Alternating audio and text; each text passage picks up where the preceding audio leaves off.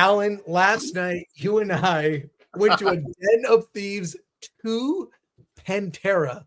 I don't even remember Den of Thieves 1. Yeah, neither do I. And here's what's weird. You were going to see a movie neither of us care about. We're not looking forward to. And it was like packed. The screening was packed. We had trouble getting tickets.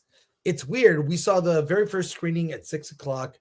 This is a kind of by the numbers action movie that features O'Shea Jackson Jr. is the star. Is that I mean, he's very familiar. But Gerard Butler in this movie looks like he's channeling current day Russell Crowe. He's so bloated. Both of the actors are like body positivity. They're wildly out of shape. At least none of the budget went towards Ozempic, because I'm just going to flat out say it. Gerard Butler is Russell Crowe fat, and so is the other lead.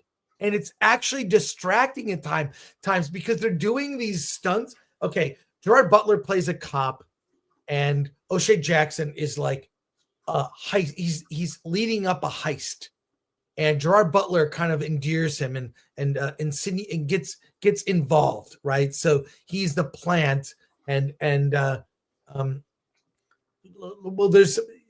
they team up for a heist, okay? But Gerard Butler has other ulterior motives. Very simple plot, seen it before, whatever. But they're doing these big stunts like jumping the buildings. And I'm going, there's one shot where I'm like, oh, he is fat. Like, trouble. And it was just dumb. I mean, and on top of it, I mean, I want to hear what you think, because we did not really talk about it after. We were just sort of like, we didn't even do an out of the theater review, which we normally do. We didn't do it. We're just like, whatever. And when it was all over, I'm like, what was the point? It's also 2 hours and 25 minutes. Why? There's no reason this shouldn't have been 90 minutes. One thing I did like, I will compliment, is the director. It feels very European. Very European. It's like a foreign film, right? Although there's the one woman who's like supposed to be the beautiful woman that's part of the team, and she is not attractive. It was weird. It was like, they picked this woman. What happened to Bond girls? What happened? What happened? I kind of liked her. What happened to exotic, sexy European women?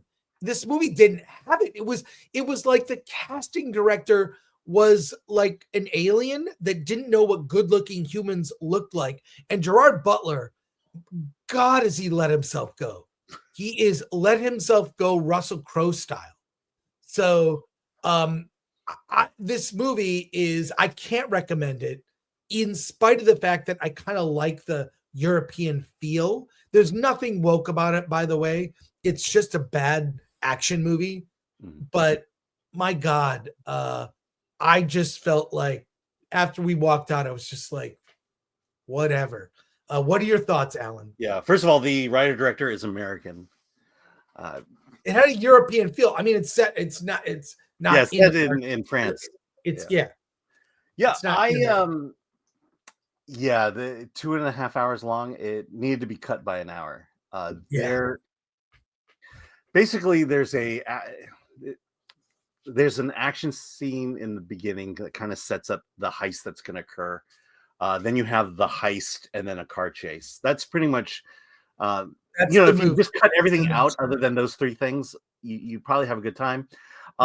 It's a low budget heist, meaning, there's not millions of dollars millions of Hollywood dollars and Hollywood special effects that you can apply to it. So it's a fairly low budget indie heist movie, which I appreciated. The one moment that really piqued my interest was they talk about their past, and they talked about going to a Marie Callender's at the Del Amo Mall, which I've been to. Then they started describing a couple of restaurants in the Torrance area, and it's like, oh, I know where those are. That was kind of cool.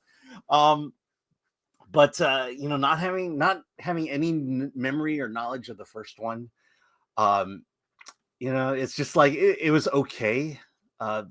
My biggest issue was in the first act, because there is a lot of just drama, a lot of people talking and stuff happening that's not action or exciting. It goes on for a very long time until the actual heist. So that's why I'm saying it could have easily been cut down to 90 minutes. You just need to get to the action a lot faster, and it doesn't. There's the rapport between Gerard Butler and O'Shea Jackson is okay. I think I'm not going to not recommend it, but I'll give it a bare recommendation because there's nothing else. There's nothing else this weekend. Actually, there is some cool stuff this weekend, but in terms of new movies, look, you'll have a moderately good time watching this, and that's what I did. Well, I can't recommend it. And every scene went on too long. Every single scene went too long. You're like, oh my God, you could cut the scene in half and not lose the information you need in the scene. We got the info, and they wax on and on about like restaurants and what. It was pointless. It was pointless. Yeah. Cannot recommend this movie. Just the fact that I've been to those restaurants is the only reason I found it interesting. That's not enough for me. So a big old pass for me. And I don't prescribe Ozempic, but the two lead. I've never seen this. I've never seen this in a movie where the two lead actors you're supposed to look up to are fucking fat. They're fucking fat. They look bad. Yeah. Gerard Butler is bloated like Russell Crowe. It's sad to see. Yeah. Liam Neeson keeps himself in shape. You can too. Yeah. If I can do it, you can do it. Gerard Butler. Yeah. By the way, O'Shea Jackson is the oldest son of Ice Cube and played Ice Cube in Straight Outta Compton. Yeah, that's where I knew him. Yeah. So, and guess what? He's also fat. Okay. Do not disagree. Strong non-recommendation from you. Yeah. So this is your Amelia Perez. Yeah, it is.